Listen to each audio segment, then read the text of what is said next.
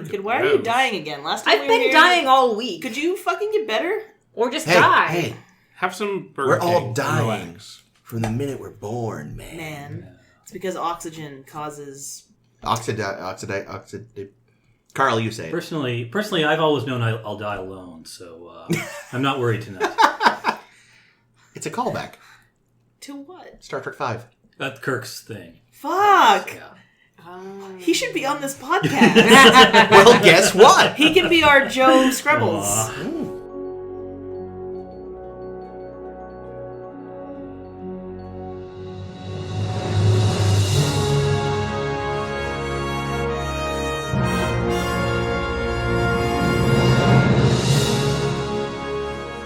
Hello, and welcome to A Star to Steer Her By.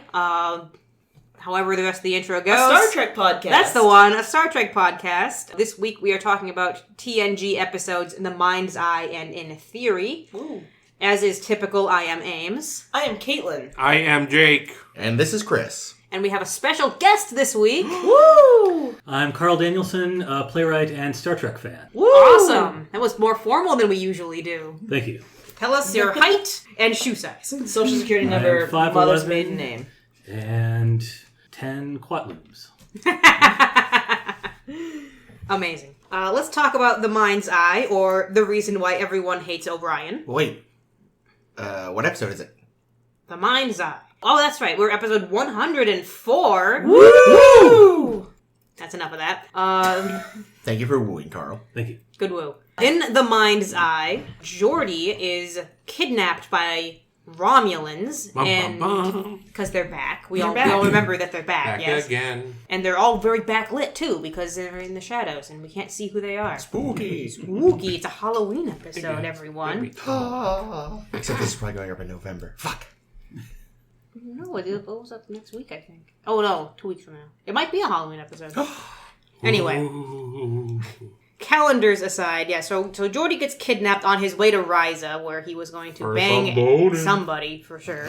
Oh, he was going to go to a conference on artificial intelligence. Yeah, but Picard specifically told him to go early to get his bone on. Yeah, basically. Well, plus the artificial intelligence that they were actually working on was probably for, fuck robots. Oh, yeah. Mm-hmm. The thing is, if he actually got there, and did get his bone on, Picard would have to come and bail him out. Oh, yeah. Yikes. Ooh. Okay, so Geordi is kidnapped. They do some shit to his visual cortex-y things, and they send him away again after, imprinting him with fake memories of the fake him that went to Ryza and had a lot of fucking fun. Poor Geordi never gets to have fun. He got to remember having fun, though, so it's like Total Recall. Nice. Meanwhile, he gets back to the Enterprise and meets the Klingon ambassador, Kel. And they're trying to deal with, I guess there's a Klingon colony, Krios? I have a question. Oh, already? This was quick. Does Kel love orange soda? I don't get the reference. It's from an old Nickelodeon show. Okay. Was it actually from Kenan and Kel? I think it was. I'm pretty sure it was. Yeah. Classic. Just so you know, Kel loves orange soda. Great. Please cut go all on. that, Chris. Yeah, so we meet up with Kel. He's trying to ambassad the Krios incident is that they're trying to gain independence or something. They don't want him to because the Klingons are fucking nightmare people. So they're working on that with the governor of that colony, Vag. We'll say Vag. We'll know who we're talking about.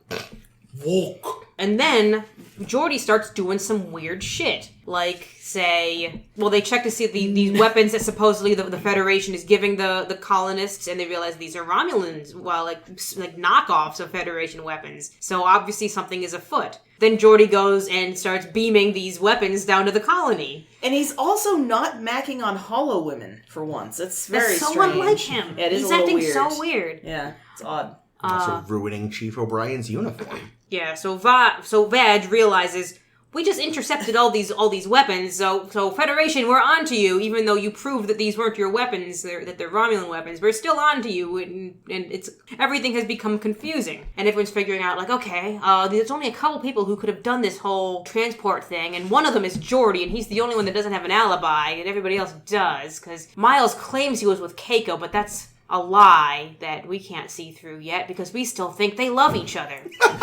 Do we? They do. Oh, we don't. okay, I was gonna say. Yeah, there was no way they were at home together. No way at all. She had already thrown all of his food out and his clothes in the trash. And his socks, as we learn in the next episode. You're really letting yourself go, O'Brien. So they realize, or Data starts looking into it as he's finding more things to do, and he figures out, wait a minute, whatever these signals are that are getting beamed into the Enterprise, they're going to somebody who has something just like a visor. I wonder who it could be. I'd better do 10 more minutes of investigation. Yes, let's not actually call Geordi up or anything. Let's investigate. Maybe it's Troy? Who knows? But Data runs down there to catch Geordi in the act of trying to assassinate Vag per Kel's order, because Kel is also in on the whole scheme.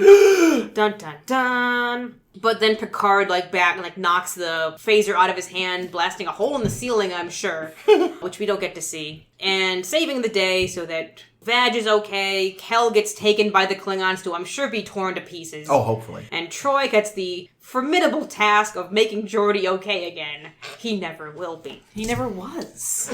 In theory, Data gets a girlfriend that he doesn't like nearly as much as his cat.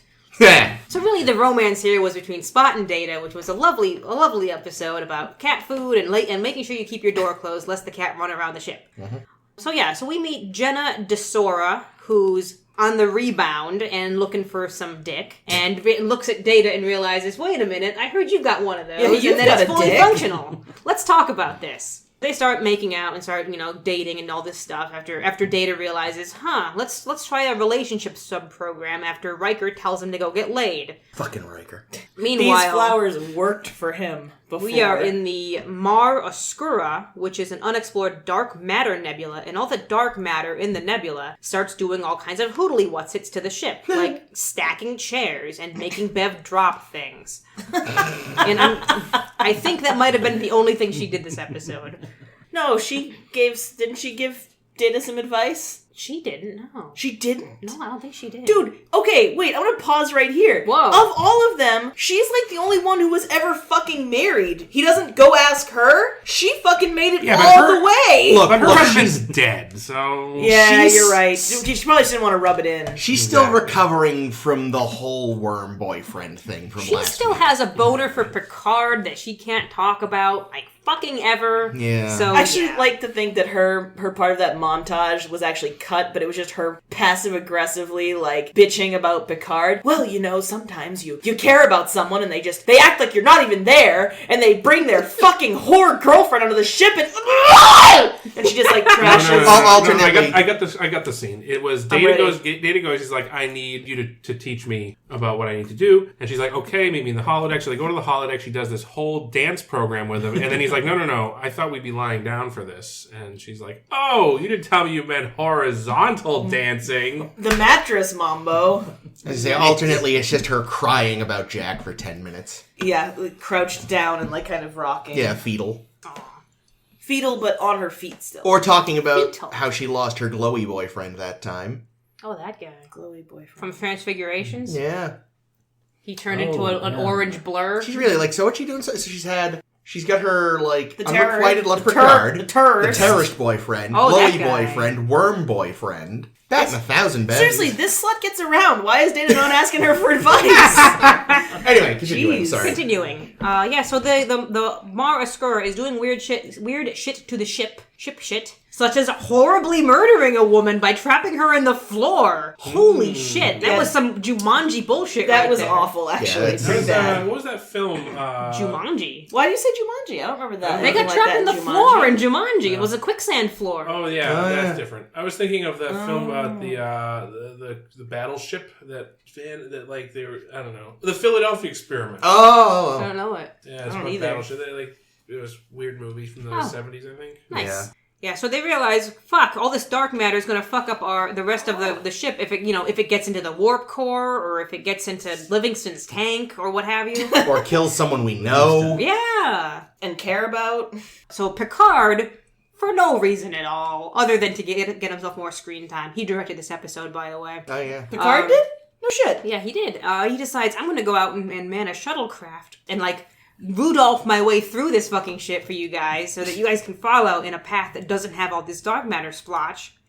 Until he gets himself in a dark matter splotch. Okay, but you know why, of course? Because all the light shines off his shiny paint. And they're like, Jesus Christ, Jean-Luc, turn down your paint. And they're like, wait a minute, you can light our way through the dark. Amazing.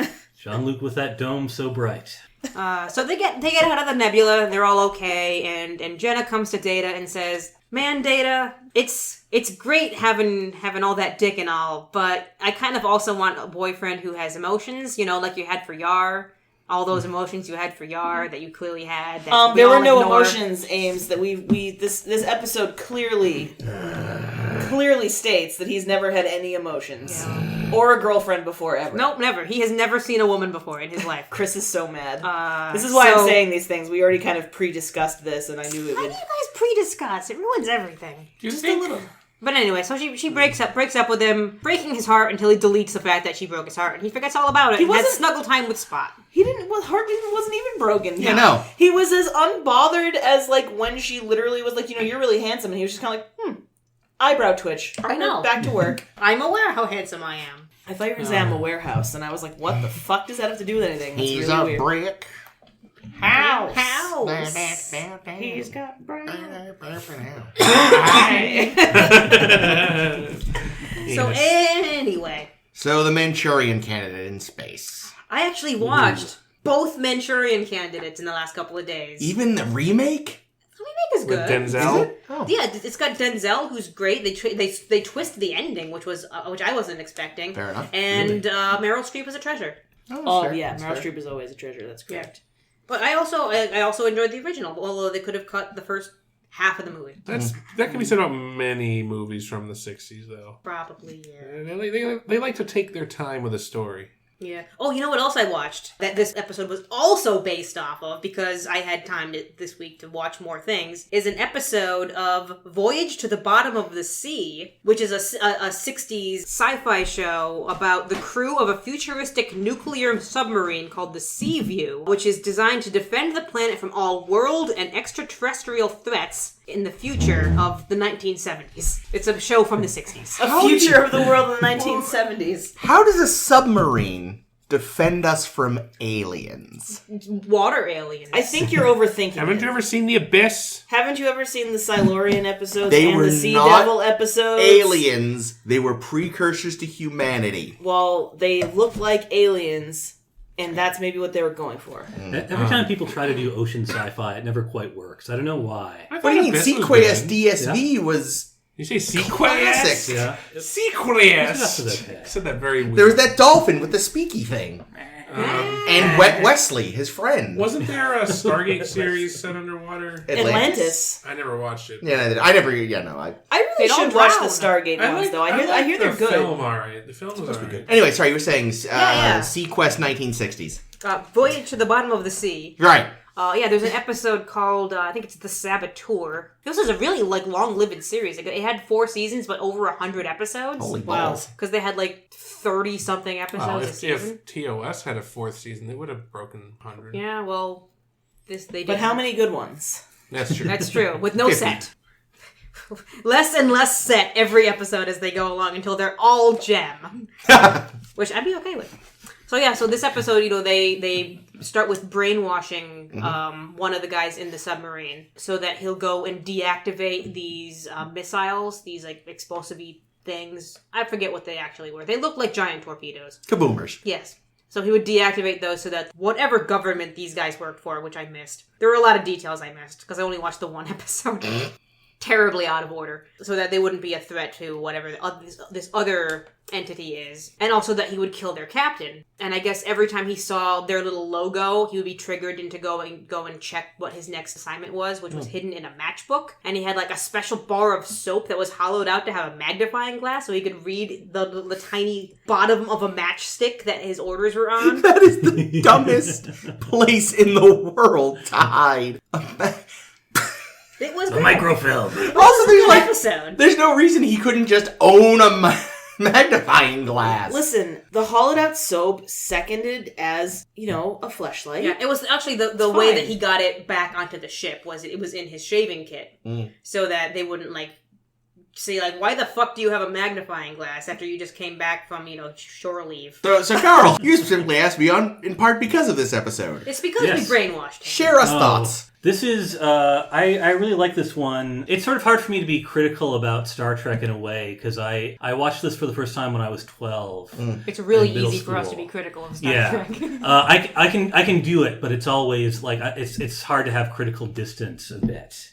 And it's kind of a weird episode to watch when you're a kid. I'd imagine. But one advantage to that is I did not see The Manchurian Candidate or even know what it was for several years. And Star Trek has a habit sometimes. They get bored and they just say, we'll just do The Manchurian Candidate for this episode. We'll just do Die Hard for this episode. Let's do 1984. Yeah. And do they do a 1984? There are 4 lights. Oh, yeah, that'll be fun. Oh, that'll be so much fun. Is that TNG or a different That's series? TNG. But to do that, the thing is, if you try to do that with a thriller, it kind of sucks because it kind of takes the surprise out of it. Once Manchurian Candidate is on the board, you're like, I get how this is going to work now. And there are things. So if you have not seen Manchurian Candidate, I have not. recognize. I'm glad you're doing it the right way, in my opinion. You should go watch The Manchurian Candidate now. Yeah, and it's both great. pretty I watched good. it. Yeah, I watched it the first one as well this week. And word! It's a good. There's a lot of. Well, and we didn't give you a lot of warning either, so you really did your homework. Thank you, Carl. I'm always on duty. But I think duty. Yeah. But one thing I like about this episode is Geordi in this episode. We've really seen him on a bad streak for a very long time now. And I think just that opening reminds me sort of what he brings originally when he's not rolling around in weird fetishes and the like. And I don't know. He's playing that trivia game on the shuttlecraft. Well, that's the thing. I see Geordi as a guy who he does not have much to talk about or think about other than his job. And this is sort of when he's in engineering, he's great. He's a great boss, great coworker. Get him out of engineering, he'll go right back into engineering. What should I do for recreation? Oh, I know. I'll answer questions. Yeah. That's kind of like what Scotty would do too, I think. Sure. Yeah, reading his They had technical shore journals. leaves, and he wants to read technical journals. Yeah. Well, it's like these guys are married to their ships, I think. Yeah. And I also think, the LeVar Burton-ness of him is a thing we should all appreciate. There's really not many actors like LeVar Burton in popular culture. It would be, the closest thing would be like if Mr. Rogers was Mr. Rogers, but also was like a weapons tech guy on Law & Order SVU for a decade. I would have signed up for that. Yeah. What else does LeVar do? Reading Rainbow. I mean, no, other than those two things, does he do He other? was in Roots. Yeah. Oh, I That's haven't what put him on seen the map. Roots. And I that should was see way Roots. before TNG. Yeah. That was his breakout role. Yeah. But then other than that, He was almost assuredly a voice on Gargoyles at some point. Yeah, definitely.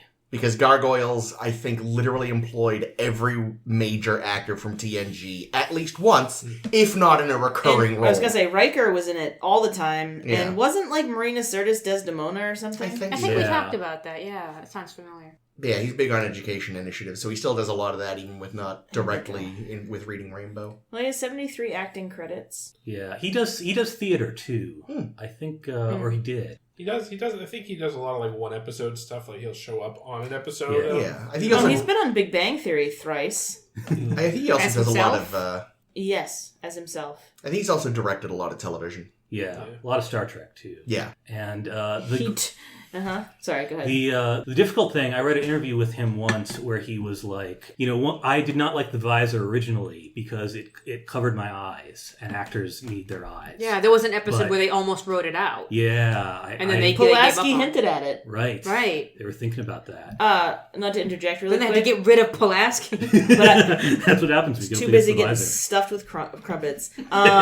He played Kwame in Captain Planet, Oh, which that's I thought right! was the Oh, case. yeah. And of Yeah. course, also Guinan, Whoopi Goldberg was in that as Gaia. Yeah. But also, he played Anansi and Poacher 2 in Gargoyles, the 1994 There we go. TV series. There you go. So I just Poacher wanted to let 2. you know that you were correct.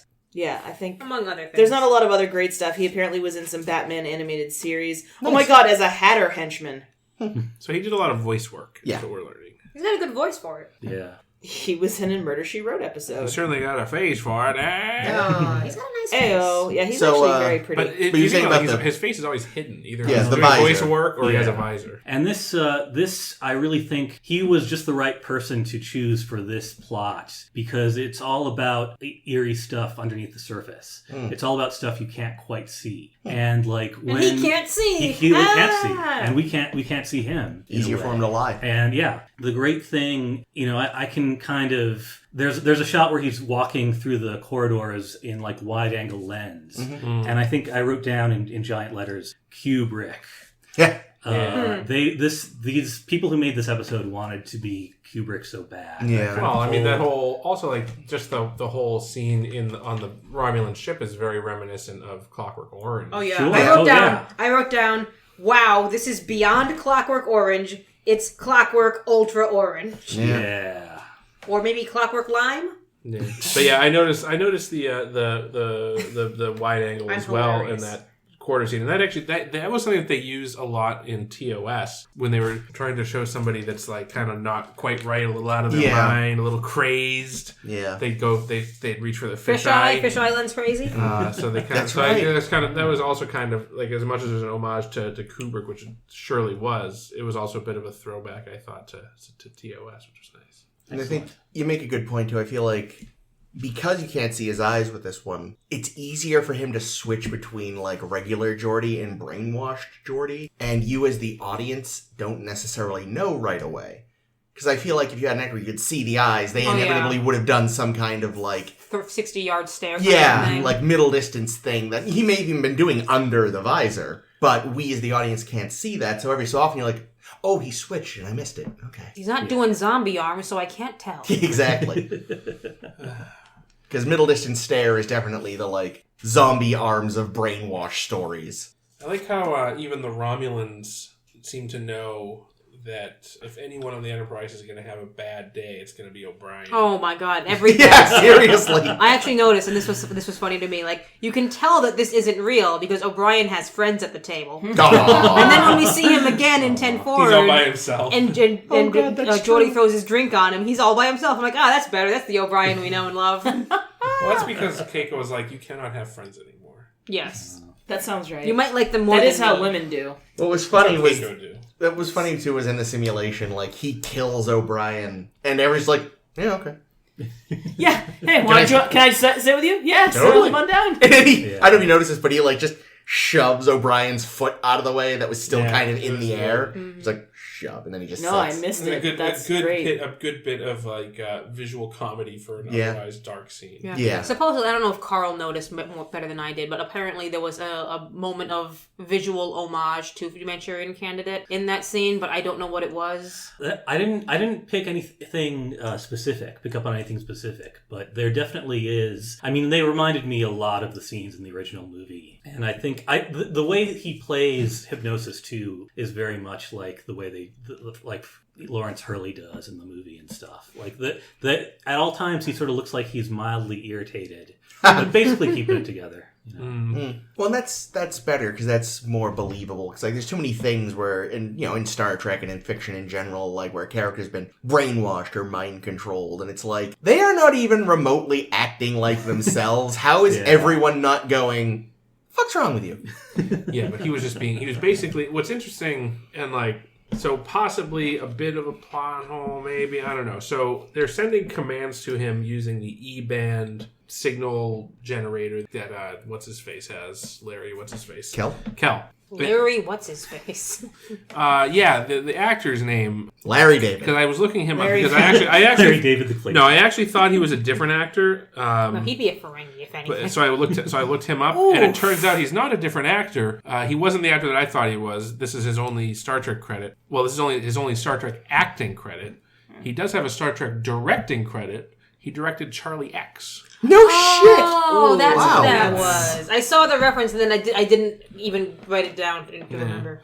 But at any rate, that wasn't my point. Oh, My that's point was, cool. so he's got the signal generator, yet there is the scene, which I feel like was a good scene. I like the scene where Geordi actually goes to his quarters, and then he just gives him a verbal set of instructions. Yeah. Which to me is like, well, if you have this E-band thing so you can give clandestine orders, like, people could see Geordi mysteriously going to this guy's quarters and... Yeah, but he's like an ambassador. He could have made something up. Like, I just had questions about the Well, shit. no, It doesn't mating matter. rituals. It doesn't matter. Why would you even risk that at that point? Like, because he even admits during that, like, you know, yeah, they're already on to you. they're already onto us. We got to accelerate things. Well, send them that on the E-band. Maybe it can't be that complicated. Yeah, maybe the E-band can only give you sort of... Maybe. Really, it's Maybe only so also- the audience can know. Yeah, because I that gotta is an admit, awesome scene. that Yeah, caught me it was off a good guard. scene. Yeah, Maybe you're like, they oh my had- god, it was that guy? I Yeah, thought I the didn't know ambassador either. was the target. I think that's what they were leading you to. Yeah. Like, and they even have that bit, like... where he's watching him and we're getting the Yeah. visor vision. Yeah, and I was like, oh shit, he's gonna kill him right now. and which was also very... Like, the visor vision, was a way better effect than the last time they Oh, did God, visor yeah. vision. Another one better. Um, they weren't using everybody's stunt doubles? What the fuck? Yeah, that's true. But what I did prefer like tie-dye about vision? Visor Vision, Yes. another thing that it reminded me a lot of was the Terminator.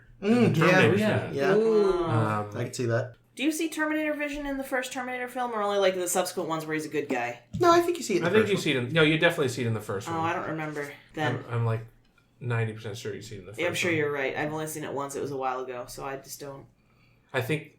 I don't know, maybe... I can't remember. It's been a long time since I've seen Terminator. Point is, other thing, fucking Romulans, okay? They're back. They are. They are back. Super bad. But let's just go through this for a minute. How many things had to go right for their plan to work? All of them? All of them. And like... Geordi had to not actually tell the ship that he was being abducted by Romulans and Well, stuff? yeah, like... Okay, what if Geordi decided to take a guest with him, a lady friend or Data? I don't know. What if there was another witness in the shuttle? What if like they had there's so much planning. I know, Data would have wanted to go to that thing on artificial intelligence. So the Romulans Yeah, also had to true. instigate this civil war in the Klingon thing and time it such that the Klingon High Command would send their emissary at the same time that Geordi just happened to be going to this thing, and then they had to intercept him and get him back. So the whole artificial intelligence summit was a ruse. That's a possibility, actually. I could see that. That is actually fairly likely to me now, that the Romulans Or the set up... Klingons were helping because there was at least a couple Klingon supporters here. Maybe there wasn't even an AI conference. I don't know. So the thing is, the ambassador himself seemed to he's kind of said he made a lot of his own schedule, kind of pulling rank with the high command or whatever there. Not the high command, the high council. Mm-hmm. So I think to a certain extent he was able to manipulate some stuff from his end. Maybe. And also when you think about it, and I'm not just being glib, but when you think about real conferences now, like they're planned so far in advance, you gotta sign up for them. It would be easy for them to find out, like, oh, that guy from that big important ship has signed up for this hoodly. And I don't feel like it's necessarily too unrealistic for them to be able to get all this going. I just feel like it was a lot of work gone into this. It's like what happened in The Most Toys when everything had to go right for, what was his name, Raga something or other? Something like that. I forget, but Yeah, that it's guy. Oh, true. when he stole When he Data. kidnapped It's Data. just a plot of convenience. Really. Yeah, but you see that so much in fiction. Yeah. I think the way they do it is they have a lot of balls in the air and a lot of possible plans. And the Tal Shiar is kind of up there with all the intelligence going, wait a second, let's get Geordi. And they just happen to have they did send a double to the conference. They did, which I So appreciate. they had a guy that had already been surgically altered to look human. Yeah. So they're like, all right, what can we do?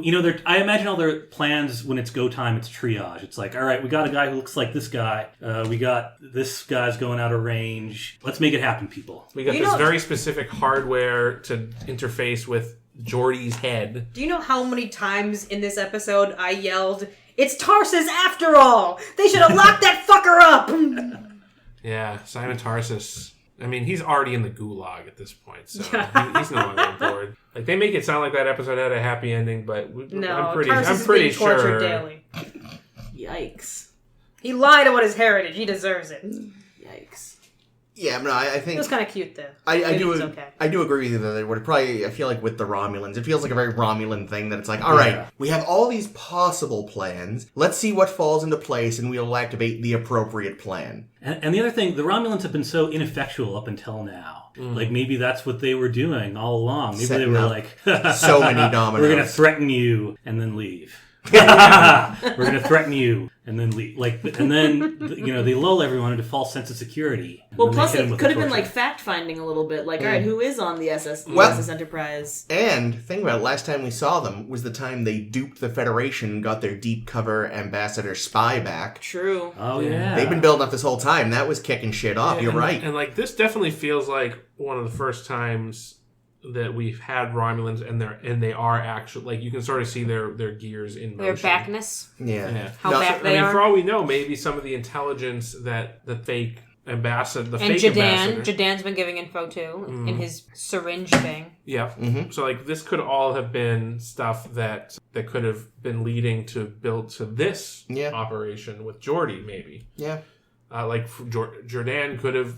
He was an engineer. No, he was a biologist. Never mind. Still, he was stealing stuff from the engineering files. Yeah, but I wonder if maybe he got the specs to Geordi's visor, so they could have built the machine. Yeah, well, especially if he was working in engineering, then he was close to Geordi. Yeah, stole his logs. Knew he was going to this conference. Yeah, knew how bad he was with the ladies. How knew lonely he'd he want is. to go to the Bone Zone. And this definitely feels to me like. This feels like a really interesting attempt by the Star Trek team. Like, everyone says, DS9 was the first serialized Trek. But I do feel like this is an early attempt at doing a serialized story. Because if, you can follow... I feel like the whole Romulan and Klingon plots that we've had up to this point... They've been kind of seeding them for a I really can't wait to see what the Romulans do in the future. Remember, because I forget most of what they do in the future. This goes all the way back to Sins of the Father with... Duras being his father being the actual Romulan collaborator. Right. And we know that he was trying to get on the High Council, so that goes back to that episode. Right. And then we have this one where we have the High Council now. We have this shadowy figure on the Romulan ship that the woman that was in the background kind of like kind of maybe puppet mastering this stuff. I thought it was very interesting that they didn't show. It was just like sort of... It reminded me of the cigarette smoking man from X-Files a little bit. Or Dr. Claw. Or Dr. Claw. It's actually Dr. Claw. So I think we'll see more about that. But I also think that this is definitely... These two sort of serialized storylines, the Romulans and the Klingons, are going to be converging in the near future. Hot. What are they going to look like when they have kids? Sort of slightly lumpy heads and pointy ears. Yeah, I don't know. Do we ever see a Romulan Klingon mix? I believe Worf's the mother of Worf's child. She was human. She was half human. She was half human. Yeah. Kaylar, she was hot. So we definitely see a few human Klingon hybrids with her and B'Elanna Torres and some others possibly. But I don't know if we ever see a Romulan or a Vulcan with a Klingon because I don't know. We apparently will in TAS. In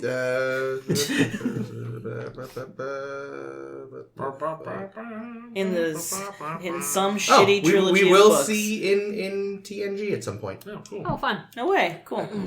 Progress. So who all liked the meal that Kel was having? Oh, I love the octopus. It looked delicious, but then he dumped all that. What was that even? Seafood salad on top of it? I was on board until that. Yeah. It was so much for one person. I'm surprised he didn't ask Geordi to come in and join him. Yeah, really thoughtless of your murder weapon to not feed him. I know. Yeah.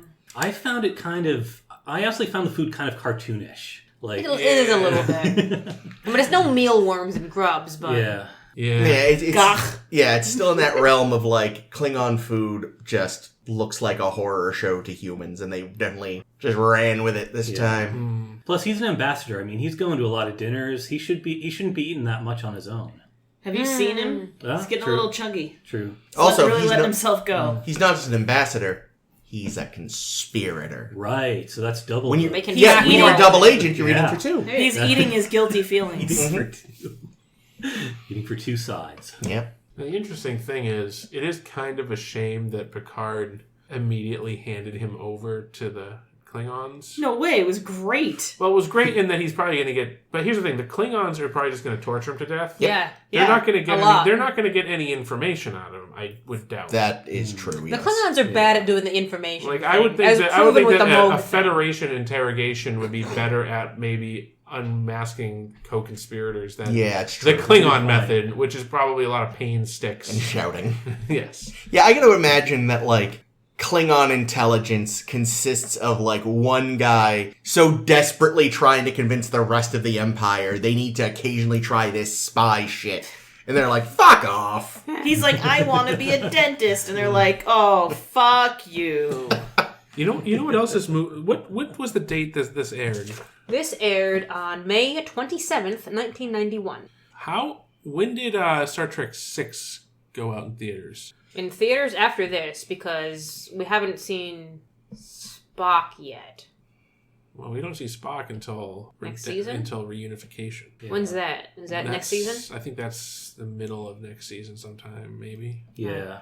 I think it was in the season break. Like it's very close to. It would have been in the summer. December 6th, December. 1991. Okay, so it's 6 months later. Because I remember they synced it up with a Spock. With a Spock on TNG. That would make sense because I'm pretty sure reunification sits in the middle. But anyway, point is that was another thing that this kind of reminded me of. The whole investigation scene reminded me a little bit of the hunt for the conspirators. Yeah. On the Enterprise A in Undiscovered Country. I can see that.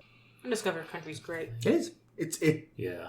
That's like a perfect last movie for that cast. I think. Like, everyone gets one more shot. Yeah. And it points to the future. Yep. Good times. And then we drag them up for another one.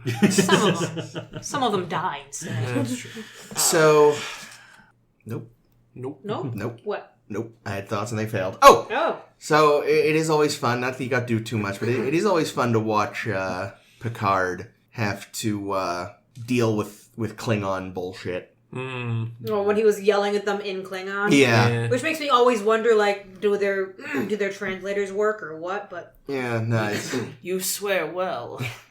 No, it's always, it's what I realize with these Klingon episodes. Whenever Klingon shit's going down, you're going to get to watch Picard do some great dealing with the Klingons and, just it's because he learned that you have to ball tap them to get them to respect you. Yeah. It's a Vulcan hello. No, wait. Got to ball tap him, which is hard because you got to get around 2 cocks. But there's 4 balls, so you have a there better 4 shot. balls? No, I don't know. I hope not. It's like a Newton's cradle. I actually kind of hope Yep, that's what I hope. I was not hoping the correct thing. I do hope that now. But what I was going to say was I hope it's just one big super ball between the 2 dicks.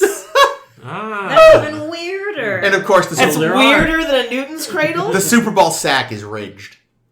Okay. For literally no one's pleasure. And the cocks are rigged. Who has more notes on the minds? Is this the first time we see the phaser rifle? Yes. And it looks like a fucking plastic toy. It looks like it was kind of banged out in 10 seconds. Yeah, so it says like take the regular Type 2 phaser and make it look like a rifle. It's like the script probably just called for it to be a Type 2, but they're like, no, we need something more visually striking. I like the little pop-up like anyone's in there like, was it a my phaser phaser or something? It's a fucking phaser. You could just go. You really need this precision aiming instructions. Yeah, seriously.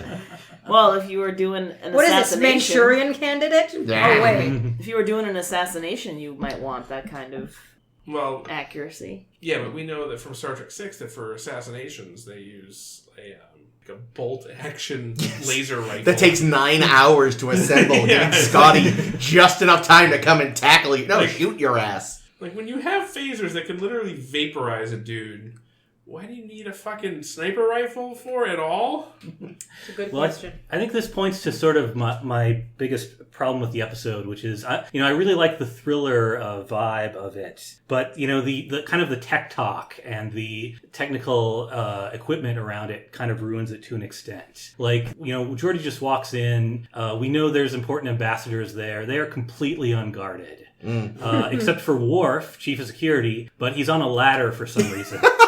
Look, that was a shifty ladder. It was. Yeah, He could have done that ladder fall again. That's right. Yeah. I do not trust this ladder. He just doesn't learn, and he doesn't even get to do anything cool again. You know, he comes up, he's going to stop him, and he can't do it. He's on the wrong side. God damn it! And Picard gets to be the hero. Yeah. Apparently there was a fight scene between Patrick Stewart's double and LeVar Burton's double, their stuntsman, that got cut. That's probably for the best. Was LeVar Burton's double the fake Geordie, by the way? Oh, I didn't check. Yeah, because I didn't think so. I actually also did not think that was actually LeVar Burton. Yeah, no, it was clearly, plainly, like, just some guy. If they already have a guy on set that's roughly the right proportions. Yeah. And you have a visor for him and stuff. Well, and I kind of feel like it's realistic enough. You know, the writing's like, look, it's not spot on, but no one at this thing is going to know him perfectly. Yeah. They're going to focus on the visor. Yeah. And it really, I mean, if I were Geordie, I think I would be traumatized that, like, I went to a place, presumably I knew at least some of these guys, and they didn't recognize me from that. Like, it would be like if when you pick me up, like, Jonah Ray or somebody was there claiming to be me. And I'd, like... You think that's what I look like? I mean, before you said it, no, but now... It's a damn good thing nobody on Risa would recognize Geordie, right? Like, what if at this conference there was just some other person there? Leia Brahms. Yeah, what if Brahms was there? Yeah. Awkward. Yeah, she would have known something was wrong as soon as he, like... Wasn't creepy. Yeah. That was actually part of the... No, remember, she thinks that his creepiness is hysterical. That was part of the debriefing. If you see an attractive woman, be all weird about it. But there's going to be a lot of women there. Exactly. You gotta feel bad, though, man. The one guy who probably really could have used a trip to Risa, and he didn't get it in the end. But the thing is, I think they gave him a better trip in his memory with the Total Recall, because, like, he got laid on So that. question, Super is lucky. that just the trip that the double had, I that hope they took so. the memories out and put them in? I really hope so. That would be like the And wrong why? ones, yeah. And here's my link between the two episodes this week is why is Troy so interested in other people's sex lives? Right? What the fuck? She's a horn dog. That is She's like- just like her mom, man. It's like last week. Last week she did the same thing, but yeah, she's like really into like learning about. Tell me more, Geordie. Tell me what you did on Risa. Maybe I had she some was food having and that this and- really horny period. Wasn't there like wasn't they saying... That's their menopause. That's when they hit. menopause. Yeah, that's when they're like Loxana's age. Well, but didn't she also say that sometimes she would have those... I don't. I don't think remember. so. Yeah. I feel like there was mention of those occurrences during that episode. What was with that, Manhunt? Loxana. Maybe. Oh, that was the title. So, anyway, anything else on this one, or should we move on to... I'm ready to move on. Just to talk about Troy for a second. Do we have to? I sense that we do. No, Troy, Marina Sirtis arguably has been served worst by the writing of anybody. Oh yeah, Oh, yeah, no, yeah. definitely. But I do think, and if you have any of you heard a interview with her, she's funny and she's got a lot of attitude. Yeah, I've seen a bunch of and- her clips, and she's she's She delightful. seems Yeah. great. It really makes you really Yeah. wish they'd given her a better. I mean, I feel probably equally bad for her and probably LeVar. Crusher. Crusher. Oh, Yeah, they definitely He's give her McFadden. they give the women the short shrift. Well, I was in going to general. say, because how do you even write a woman? Right, exactly. Apparently, They the don't writers know hadn't how. figured that out. Yeah, Yeah. I mean, It's very so Even sad. the female writers. so many of their plots really do just revolve around like I have a relationship now. Yeah. Like we said it with Crusher specifically, but Troy, most of her stories are around like who's she gonna maybe get with this time. There All was Troy's the, plots are, I'm so emotional. there was the betrothed, Yep. and then there was Wyatt the Derp. the Wyatt Derp. Yes. That Then was there was the mediator. mediator, and there was the other Beta Z that was a douche nozzle. Yep. Yep. There was the space baby. Well, that's not a relationship, but that's still something that is like motherhood, which is again very like but she women was in motherhood. But she was essentially like almost kind of a rape victim, and then had to Yeah. like raise this kid. But like, they weren't treating it like that. They were just treating it like let's have Troy be a mommy without actually thinking about the horror of the actual. and she did love it. Oh, so much. Anyway. She never Until understood it love died until and that turned back moment. into light and light. What were you gonna I say will about say Troy, though, Carl? the last scene of this Oh, is yeah. really, I think, good for Troy. That's true. Yeah, Crusher's a And- competent person. Yeah. Yeah. And if you think about it, like, what would you want a ship's counselor for? Counter brainwashing, definitely. Yeah. But Yeah. and it's really, it's very like, what I love about that ending, and it's a very unsettling ending for Star Trek, you know, you can't quite... Those are my favorites. Exactly. It was really good that And way. even, you know, Troy is being supportive and friendly, but even when the last thing she says, you were on you saw the Romulan ship, and the first thing you did is kind of the same cadence as you hear from the brainwashers.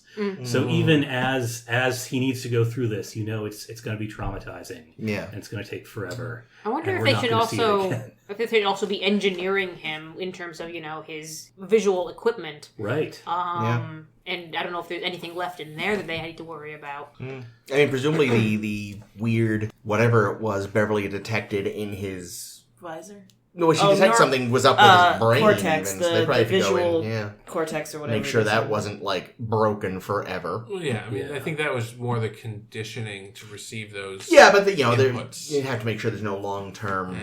Yeah. I mean, I don't know how you even ever get back to normal from that. You know, this is not a familiar technique for the Federation. This is new. I wonder what would have happened if they had Pulaski and she just did the pen pals treatment on him. And He'd lose most of his memories. I feel like Pulaski's treatment would have been similar to what McCoy's would have been if he dealt with a Just brainwash. get a drink Which is what, drink until you forget about it? Here's alcohol. Everything's fine. let's drink some poison. That's when Worf brings you tea. Yes. I miss Pulaski. I know you do. She was cool. She was a cool lady. You know who wasn't a cool lady? Jenna DeSora. She just used Data, that fucking bitch. All right. She's a thirsty... All right. I know Chris is very angry at things. Yes. This show, up until this point, has had 3 things that have remained consistent. 1, everything having to do with Worf and his discommodation. Which is always good. 2, Picard really doesn't want to be anywhere near Loxana, and I don't blame him. And he hates children. And he hates children. And he won't fuck Beverly, even though he really wants to. Sure.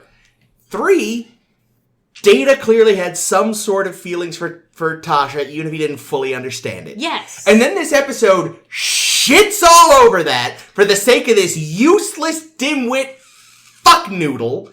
Oh, it's his first love. Not his first love. Fuck you. I don't usually say this, but Guy didn't know you're wrong. And Riker, shove your head up your own ass, you beardy shit. I don't think he can get his head up. You were as at further than it already is. the trial proving his sentience, where it is on the goddamn record that him and Tasha fucked. Don't you take that away from him. Okay, all right. Hold on. Before you go off here, Chris is let's very remember that Data's feelings towards Tasha were not reciprocated. She did not have the same feelings for him that he had for her. She liked him. Yeah. And they did fuck when she was drunk. Yeah. On space. Oh drunk. yeah, I'm not saying, but he took it too far. Just like, you know, he's apt to do, right? Cause, yeah, but they're trying to claim he's never. Well, this is his first relationship. This is like the difference between jerking it to the, you know, JCPenney catalog and having your first girlfriend. Yeah, I mean, I know there is a difference. What's in the JCPenney catalog? But the way the lingerie section. But the way everything was written, JCPenney has the best. The way everything was written and phrased and whatever was clearly designed not so much like, oh yeah, this is your first like proper relationship. Like it was completely erasing that. It did sort of feel like, well, this is your first time interacting with a female in this way. Yeah, and again, like at the very correct. least, Riker was definitely like, you've never gotten laid before, which we know isn't true. Riker's just jealous because he's probably the only one on the ship that didn't get it in with Yar that day. Yeah, clearly. But yeah, that just pissed me off. It's like, god damn it, that was a nice little thing that I always liked, and now you're kind of pretending it never happened. And also the episode itself just sucks. I can verify this really pissed him off because we were ranting about it earlier today online. So cross. I'd also say Data has emotions like, whoa, yes. yes. What irritates me the most about this Except is when that it's how, like, it feels necessary to to the me like plot. they took a script from a first season episode. Yeah. And that, for all we know, could have been a script from a first season episode that had Yar in it. Maybe. Which would have been great. It would have made more sense. But it feels like they took that script because the other thing that they did is they regressed Data's character several steps in terms of his emotional development. Because he's, you know, it's uncanny how in this episode he goes back to that total moron. Yeah, that's just the writers being inconsistent and not knowing his arc. Because there's even a dumb moment where, like, what? Guinan says something and he interprets it literally. Yeah. Like, look the other way or... Oh, yeah, don't. Yeah. No, don't look at me. That He is looks away from that is her. like an encounter at Farpoint. Yeah. Yeah, you're right. We haven't done that in a long time. Yeah, that no, sort he's of really smarter literal than that. thing. Yeah. Wow. So they have to really like dumb Data down in So order for much. this plot to make Dumb any Data sense. down. Yep. Dumb He data was down, super data down, cute dum, in dum. it, though.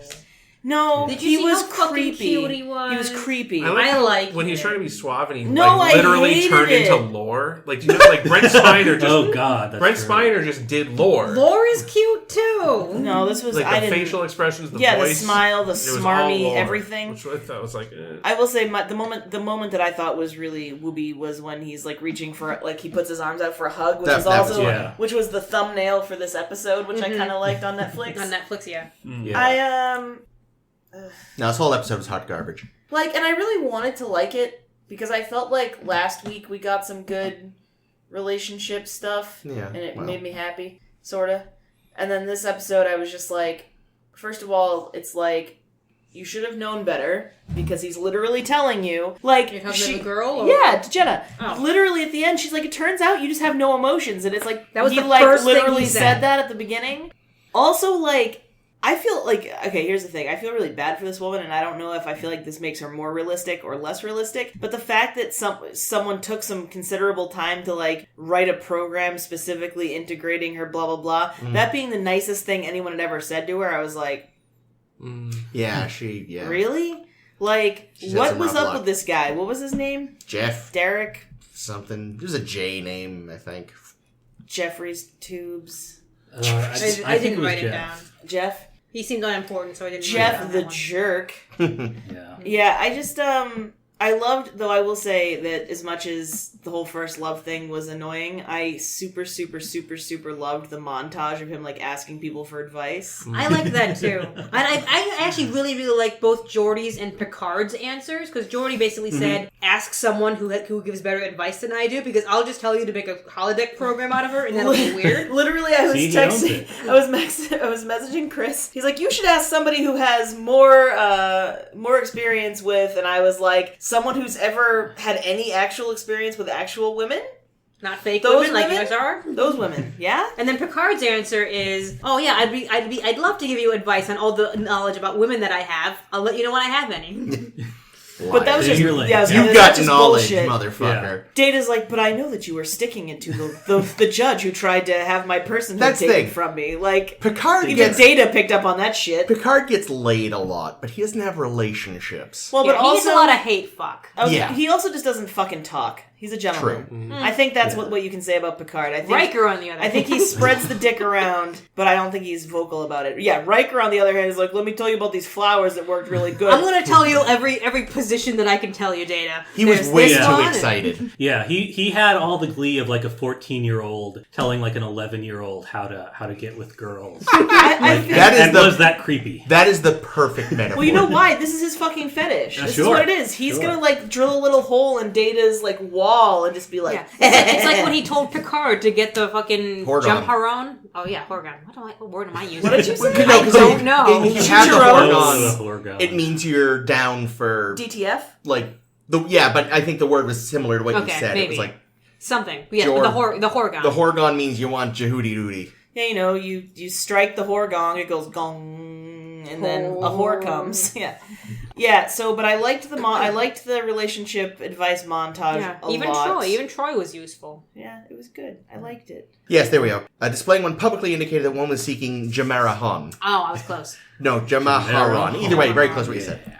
Something about hung, that's what I heard. That's So the while one. Data went around to all the members of the crew that he was friends with, I'm pretty sure what's her face just went to Keiko to get advice. Yeah, dude, they're best Which is friends. bad. I bet. Advice. And Keiko did not give good advice because Yeah, Keiko. Keiko's advice was, let's cut off Miles' feet so he stops leaving his socks everywhere. She's going to kill him. Give him a gift and then act like a total nut about it. Like, tell him to continue whatever he was doing, and when he does, get angry with him. Because you know And make him pay attention to you. That's exactly what she does to Miles. Keiko would never give Miles a gift. That's true. Give him an awful, ugly statue as a gift, and then make him guilt him into putting it centrally in his quarters. It's hilarious. Her weird Nazi statue. Serve him disgusting food. It just looked like two S's to me. So I was like, SS? What the fuck? What is she Dark into? Past for Keiko. I'm going to defend Genitosora a little bit, I think. Please do.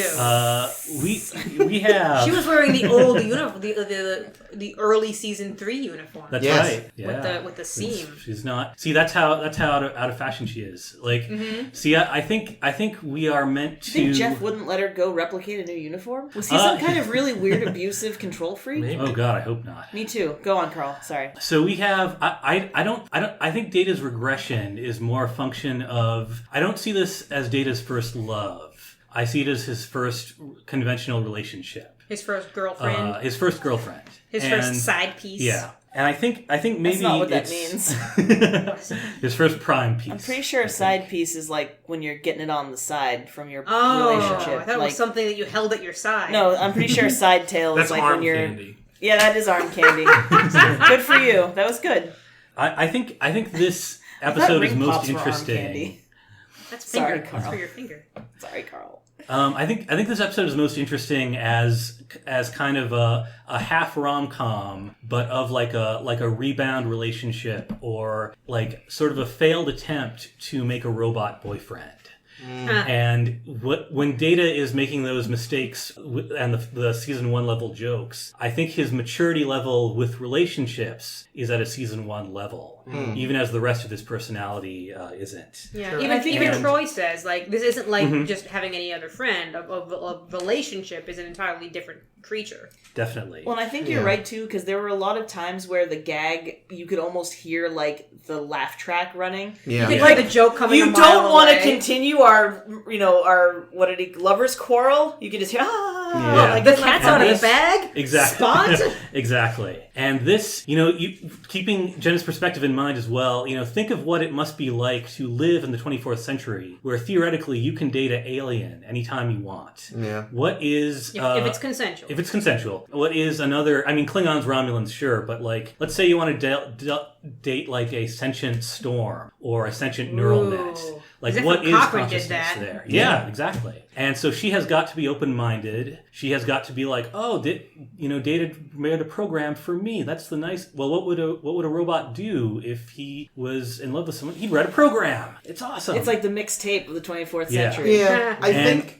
Sorry, I think part of the issue sort of becomes the fact that, again, this show doesn't know how to write women. Yep. So instead of getting to analyze, like you were saying, like really feel it from her perspective, it's mostly just Data says, all right, let's be in a relationship. And then she immediately turns into a sitcom wife. Right. With these sad, dull tropes like, well, I didn't mean what I said. Again, you can hear the laugh track. Oh, 'cause- Yeah. this that time was- I meant it. Yeah. And like, if they knew how to write women, you're right. They totally could have written this episode in that way. But I think the writers were go ahead. But I think that the writers were fully conscious that that's what they were doing, considering they inserted in there a sitcom scene complete with "Honey, I'm home." No, I know they knew they they were were- totally conscious. Oh, they that knew that they was were what doing it, but it was a terrible idea. Oh The yeah, internet justifies all the times that Data uses contractions like the "Honey, I'm home" as part of the Right. program he wrote. Right. Yeah. There we go. Yeah. Which I guess he could do that. I think that's... I don't know why he that's doesn't do right. it any other time. And, Data. I think this is definitely not the most progressive show or episode. But I think that whether you can get stuff from it or not depends part on why. Like the thing I like about what they did was he sort of, she is trying so hard this whole episode, and it's never going to work. We all know it's never going to work. Yeah, doomed to failure. And so he's like, all right, I'm gonna go through all of Earth civilization. I'm gonna construct a program about the ideal lover. That's gonna look sexist because it's always so sexist. Yeah. and he dumps it, he pushes it, he does these jokes, and she's completely uncomfortable with it. And she realizes, oh my God, I'm forcing this. This doesn't work. Yeah. And she goes to him afterward and she tells him, like, and I think this is sort of a reasonable thing to do if you are in the heartbreak space. Like, I thought I was doing this, but actually I was doing my same pattern over and over again, and I can't anymore. And then they leave, and Data, one thing I appreciate, I think Patrick Stewart was a good choice for director of this, in part because he's an actor. And, Data, as hacky as some of the stuff in this episode was, it could have been a lot worse. True. If there had not been a Shakespearean actor there to pull Brent back. And, don't go big until you go the biggest. Yeah. Yeah, we're not doing stand-up comedy. Yeah. Don't listen to Joe Piscopo. Ever. Never. That's good advice for everyone. Especially not for relationships. I would say I definitely agree with a lot of that. And I would think that, at the end, when we get the sense from Jenna that it's that, like, oh, this was like a rebound, and, the whole thing, oh, I went for an unemotional man, and then I went with a man that could not do emotion. Like, yeah, I get that, and it's kind of sad. Yeah. But at the same time, I cannot completely dismiss the missteps with Data's character in this episode, especially considering we already had Offspring, where Data has a lot higher emotional attachment, a lot more even to Lal, emotional acuity and like sensibility for interacting with people that he's close. Yeah, but we've seen other episodes where women are into him, and he's just kind of like, I've already forgotten you. Oh yeah, Sorry. the chick from Ensigns of Command. Ugh. Well, there's definitely. There's a difference between like the Ensigns of Command. She liked fucking robots. She wanted the robot. Oh yeah. She wanted to do the robot. Domo arigato, Mr. Roboto. Yeah. But that was the thing. Like, there was no reciprocal feelings from Data in that case, whereas this one there ostensibly were. Although, interesting, I think, to bring it... let me try that again. Hello. I kind of thought at the end I was reminded of The Most Toys. Yep. Where, like, I feel like, hello. Hello, Spot. Where, Data Heart Spot. Oh, you Spot. Where, like, I remember saying in our episode about that, like, the guy was almost more upset that Data couldn't gloat over having beaten him. And I think a similar thing there was, like, Jenna, she was breaking off and still kind of felt sad about it. And it's worse for her because for Data, it is kind of... You can just erase the program. It's so matter of fact. And then he tells her as much. That's what pissed me off the most in this fucking episode about Data. But go on. It's like, that just makes it worse for her, knowing that, genuinely, he's just like, oh, okay. Like, very much just, all right. But I don't know. I don't know if that's a shitty... in a way, that's a reason to be envious of Data, right? Like she's going to have to deal with not just this relationship ending, but also, her previous relationship, which... No, that's what I mean. It's for her, it's a shame. Future failed relationship. I don't think that she was mad at Data for saying that. I think she was like, oh, you lucky bastard. Yeah, no, I'm not saying her reaction is the same as him, but I think it's a similar kind of thing where it's like, his inability to sort of be affected by it makes the situation worse. For other, I can't remember his name, but for Kidnapper, it just made him angrier. For her, it just makes the whole process sadder. Yeah, definitely. But here's the thing, though, like, I understand that everyone sort of told him all this advice about what to do and stuff, but, like, it seems to me that he had more genuine caring about her prior to this whole bullshit. Like, he admits... Once there was the label of girlfriend, it was different. Yeah, it got fucked up because, like... the whole scene where you have told me to remind you when, to remind you why you're no longer seeing Jeff. And the fact that he was like, no, like, your playing was good, even though he was being matter of fact. And maybe that's the difference. Maybe because those were just facts. He goes to her quarters and cleans up her fucking underwear that's all over the fucking room. Sometimes it's just better in the friend zone, Yeah, they should have just been fuck buddies. You're gonna come in, they'd screw, he'd clean her place a bit. Well, I was just sort of waiting for the time where, like, I was waiting for her to be like, you don't need to do this. Like, I liked you for who you were before. Because that, to me, was the whole thing is, like, that would have been he's trying to run all these stupid programs and all this shit, and it's like, bro, she already liked you. You don't have to do all this shit. That was strangely missing from this episode, that sense that, like, no, Data, I liked you for you, and you haven't been you. Really. Well, see, the reason they couldn't write that in was because this had to be a one and done. Yes. If she was like, no, I just like you for you, then in theory he would just try to be him, and she could have continued on as a character in his life, but that's not, right no, now. then she should have been the one that gets eaten by the floor. Right. Which was a fucking horror show. Oh, yeah. Which probably would have been less Yeah, we painful should than probably everything bring else up in this episode. the B plot of the nebula that Rearranges furniture. rearranges furniture. I made a note that I think is hilarious. You first then. When Picard goes into his office and his shit's on the floor, I'm like, oh, Livingston's always jumping up on the table. What annoyed me was most of the things, right? It's like, shit falls off the table because the table probably disappeared for a second. The thing fell over because it's whatever.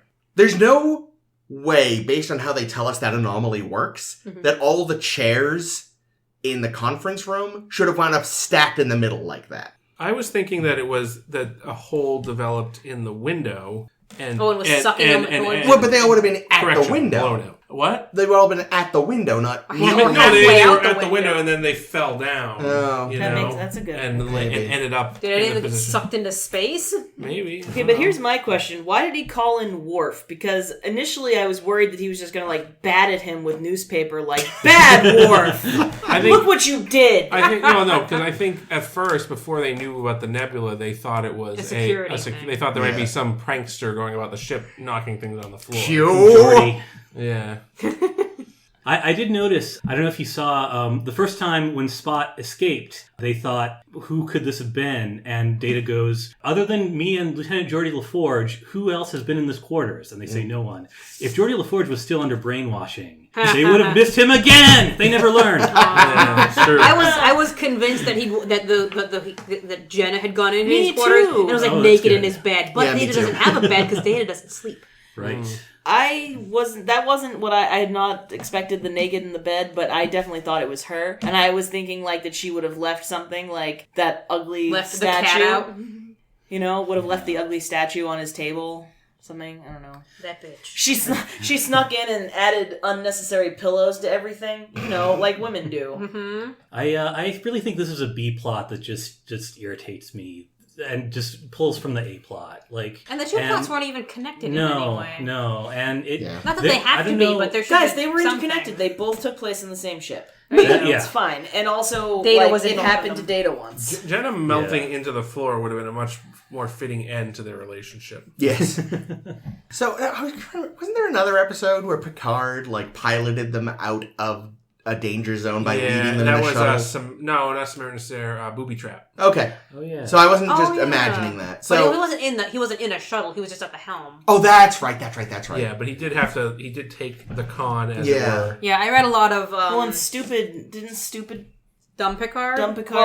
Do the thing with No, the he tried to He tried to leave because he thought, thinking, the entity would follow if he him. left, he thought it would save the Enterprise. But it Yeah, didn't. so close. Yeah. So it was Picard doing shuttle-y things. Yeah. But okay. yeah, I saw a bunch of reviewers specifically nitpicking that. Why the fuck is it Picard that's doing this? Well, because Why and isn't his it Riker's explanation job? of it's my ship, it's my responsibility? That doesn't make any sense. No. You would put the best pilot, who I think we've established at this point that Riker's an amazing pilot, top Even of his though we've class. never seen it, because Picard keeps taking the reins. We've been told that he's a great pilot, and Picard keeps stealing why his would you thunder. want?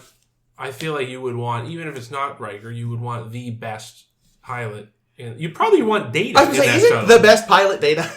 Especially when it's you're having to make extremely precise course corrections around these. And then bubbles. he could bring his girlfriend with him, and they could argue in the thing until they break up. Or he could... And then she gets sucked into the floor of the shuttlecraft. Yes! Calling back to something we were talking about a Or couple she could weeks give him ago. Shuttlehead. I noticed that they now established that the pontoons on the shuttle pod are impulse nacelles. Yeah, I heard that. It's oh, please, maybe they won't bring it up. They did.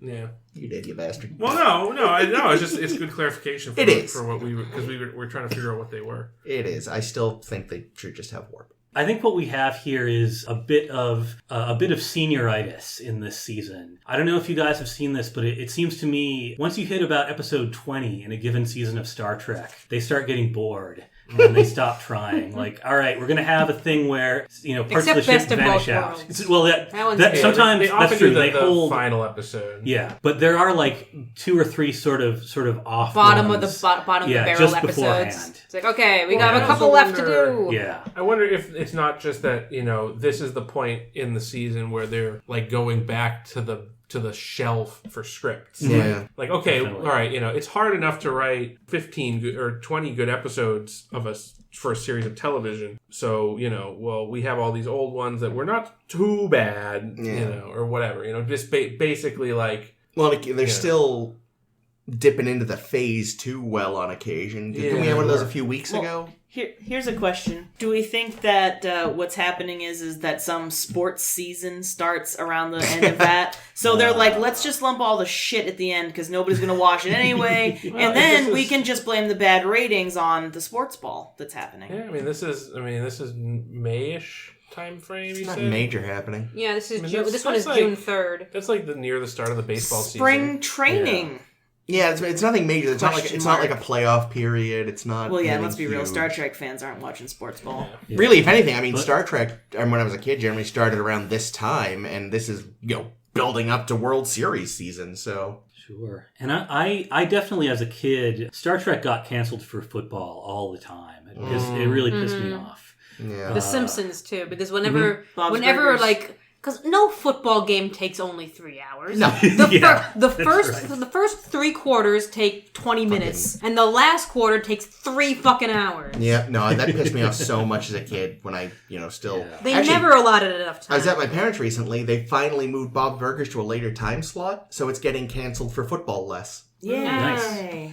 Futurama used to get it a lot. Yeah, because it was in the that earlier... same spot, I guess, yeah. Yeah, no, fucking... Yeah, I think it's a double-edged sword in terms of like programming. Is you schedule something after football. Like football is a great lead-in because it gets a lot of viewers. People are already watching the TV. Yeah, but at the same time, you run that risk of being preempted. Yeah, I just, after a while, it was like, fucking just start the TV seasons after the fucking Super Bowl then. Well, I remember Family Guy, I think, premiered immediately after the Super Bowl. Actually, yeah. Wow. It was... Who do you gotta fuck to get that space? That's great. That was like, yeah, but it was a big... I remember being Seth kind of a big deal because, Seth MacFarlane is Rhode Island, so it kind of had a local connection, so they were talking about it a lot on the local news. And I think also... If the Patriots, they might have even been in the Super Bowl that year. Ooh, I have no idea. It might have been. When does anybody know when that show premiered? that was 99. I don't think Holy shit, No, really? they weren't. Yeah. They were in 90.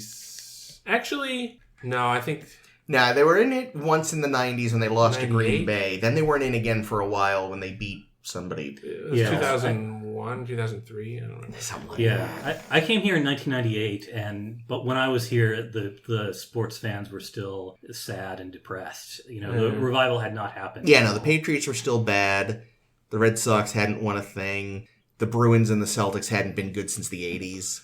But I do remember watching the Super Bowl and then staying tuned and watching the Family Guy. Yeah. And I was not impressed because I was expecting it to. It was marketed as like it's The Simpsons, and I was like, this isn't that great. Which is like the complete opposite of Bob's Burgers, which was marketed like, this is a big piece of shit, and then it was like the greatest show ever. Yeah, the original commercials for that made it look so bad. So yes, anything else on these? Any thoughts, Carl? I don't think so. There were a lot of there were some double entendres in this episode, of course. Well, Data was being gorgeous. Yeah. So, yeah. Lieutenant Tesoro gave me a very passionate kiss in the torpedo bay. That's what she said. Thank you. I didn't even think of that. I didn't either. Good There's job. a few. Nice work, catch. Carl. Go find the rest of them and email them to a Star to Steer by. I Yeah, don't think we ever checked the email. Do we have an email? we do. We technically have I an never email. bring it up. Yeah, it really best to just comment on Facebook. Yeah, we're one of those podcasts that basically only use Facebook. There's another podcast I listen to that uses nothing but Twitter, and it makes me crazy because it means they Twitter. never update their fucking Facebook. I keep forgetting to update the Twitter. D. So okay, It's because whatever. no one uses Twitter except the fucking mutants. Yeah. I use Twitter. Mutant. Every time I post to Twitter, I'm like afraid. I'm like, okay, go, post. Now log out. It just, I just feel like I'm being punished every time I look at Twitter. Quick, before the alt-right finds me and calls me a cuck. Twitter is like the comment section of the internet. It's awful. Yeah. So, Carl, before we sign out, is there anything you'd like to plug? My theater group is called Unreliable Narrator. Woo. Check it out at unreliable-narrator.com and enjoy the new Unreliable Narrator podcast. And if you want to hear Caitlin's performance, check out episodes 1 and 2 from September 2018. That's right, I got a twofer. She's really good. Aw, thanks. Thank you. And the website for the podcast again was? Unreliable-narrator.com. Fuck, they have a real website. And We should get a barely. website. I mean, I think our website just goes to Tumblr. I'm also a company member of the new Theater on Fire, and we're doing a thing. Good for you. Thank you. And you can now fund them on Patreon, which I have done. Yes, Caitlin has stepped up and become a patron. Will you? Check it out on theateronfire.org or patreon.com/theateronfire, theater spelled with an R-E. Oh, actually, also, since we're doing this, I should probably mention that I'm on another podcast now. Have been for a while. Keep forgetting to mention How it. many episodes are you guys in?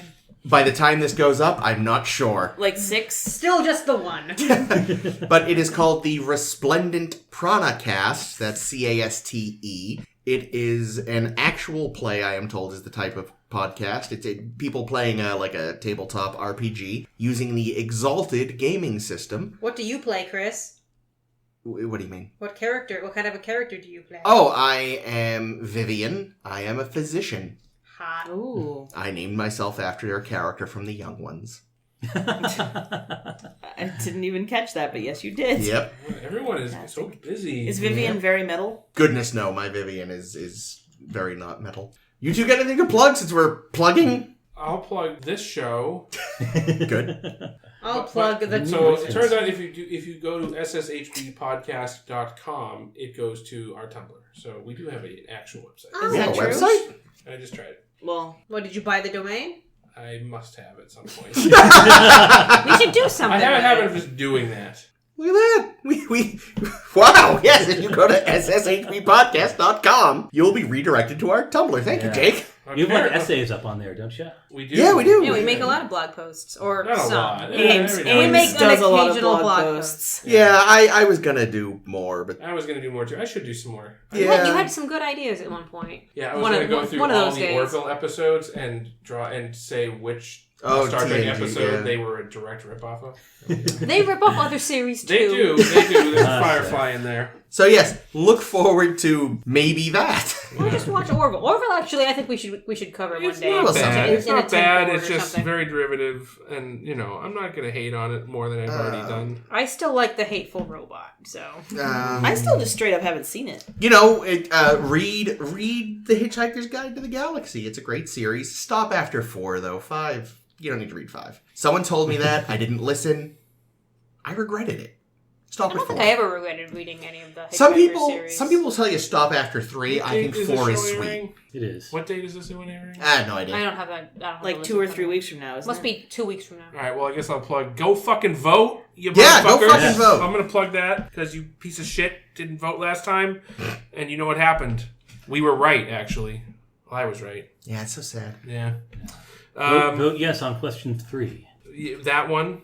If you're in Massachusetts, if you're in a different state, That might be a different- Your question Okay, 3 actually, might look be up- horrible. Yeah, actually look up what state you were This in. is the and what youth question and I. it is. It's all Look up what women state act. you're in. Jesus Christ, Carl. Yes, look up what state you're in and vote on your questions.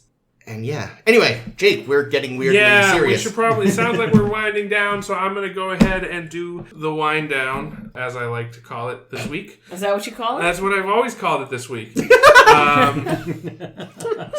I think that's all we have to say today about these 2 shows. This was a fun time. It was. Thank you, Carl, for joining us. This has been great. Yeah, thank Thank you, you. Carl. I had a lot of fun. Thank you. Thank Yeah, you for come joining back us. sometime. So We're next always week here. on Always. Star Trek: The Next Generation podcast, The Star to Steer Her By, that we do about the Next Generation podcast TV show. We're the podcast about the TV show. Wait, are we a podcast inside the podcast? It's We one are, meta. we are a nested Are matrix. of the Are podcast. we Hamlet? All right. This is some Inception Yes, bullshit we right are here. a mirror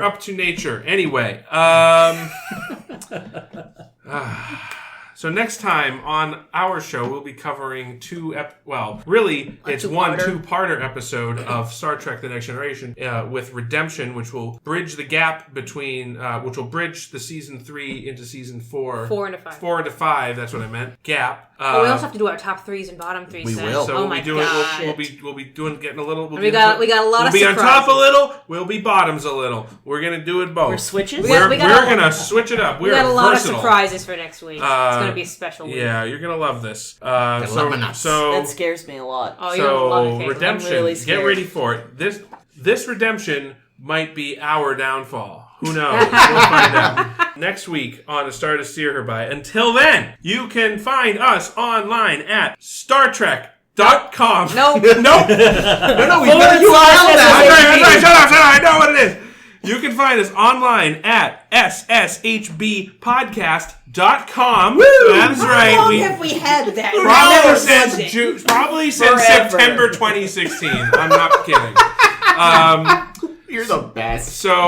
So you can find us there. That's actually going to link you to our Tumblr page, which on which For now, until we actually turn it into a website, maybe. I guess. We I can mean, do that. Do You we need a content that? editor? That's all I We fucking got the do. whole thing.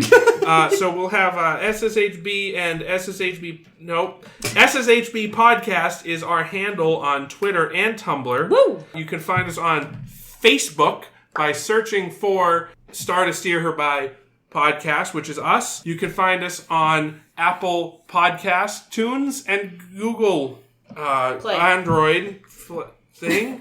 And, Flavin? and of course, you can always listen to us on that prestigious platform, SoundCloud.com. Search for us, Star to Steer Her By, in all of your podcast apps and faps. And you can fap to us. I'm glad I'm not the only one who faps to these episodes. Listen, I have a silky voice. let us talk you. Let us speak to you gently into your sexy. I'm sorry, Chris. Chris has got to deal with that. I'm looking at the waveform right now. I'm not sorry, Chris. I'm delighted. Our listeners hate us, and right they should, because we are horrible.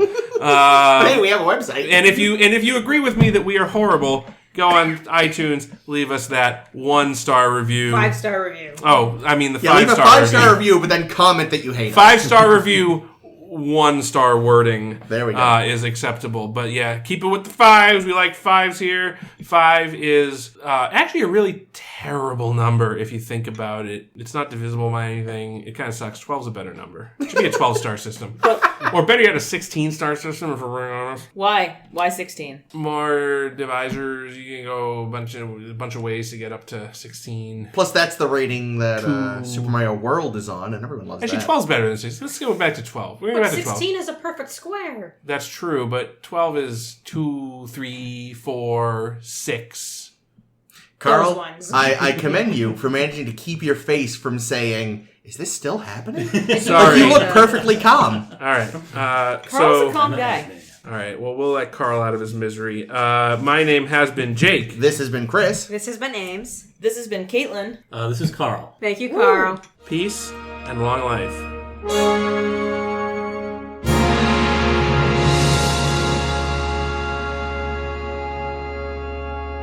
I have to give you all a quick update because this is hilarious. There's a squirrel in my apartment, and it's In been your apartment? Yeah, and this is its second day Do the kitties in the like him? apartment. I don't know, but the kitties are up to date on their rabies shots, thankfully. So I know that they're not going to get anything. And the squirrel apparently squirrels do not often carry rabies. It's not like it's What's impossible. going on in Hartford, man? Dude, he snuck in. We're You trying. live in a shanty? Yeah, Okay. actually, but It's I Hartford. don't. But Yes. I live in an apartment.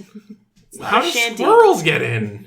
So I think that one of the windows might have been open a little bit at the top. So I would think he just snuck in through the open window. So it didn't really sneak in. Basically, all we didn't do is leave a welcome mat.